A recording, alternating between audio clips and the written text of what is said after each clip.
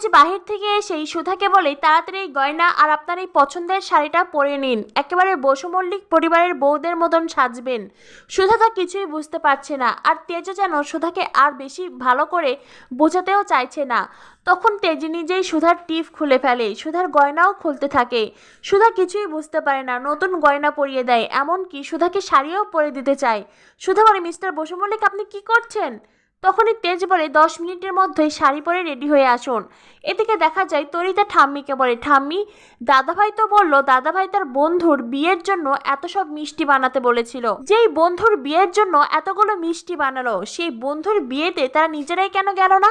তোমাদের কারো মাথায় এই প্রশ্ন আসছে না? জ্যোৎস্না বলে, সেই তো, আমি এক্ষুনি যাচ্ছি, আমি গিয়ে ভাইয়ের কাছে আসল কথাই জানবো। তখনই দেখা যায় তেজ সুধা রেডি হয়ে এসেছে।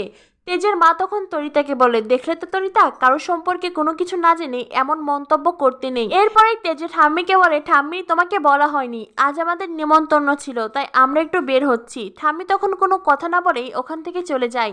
তেজ সুধাকে নিয়ে বেরিয়ে পড়ে, আর তরিতা মনে মনে ভাবে, কেউ না জানলেও আমি তো জানি, আমি সেদিন নিজের চোখে দিদিভাইকে টাকা নিতে দেখেছি। আর এই মিষ্টিগুলো দিদিভাই নিজের ব্যবসার জন্যই বানাচ্ছিল, তবে এখন দাদাভাই দিদিভাইকে নিয়ে গেল কোথায়? এদিকে দেখা যায় তেজ ফুল স্পিডে গাড়ি চালাচ্ছে। সুধা বারবার তেজকে বলতে থাকে, mister Basu Mallick please please আপনি আস্তে গাড়ি চালান, কিন্তু তেজ সুধার কোনো কথাই শুনে না। আগামী পর্বে দেখানো হবে সুধা কাঁদতে কাঁদতে তেজকে তার বাবার বিভিন্ন ডেকোরেশনের জিনিসপত্র দেখাতে থাকে।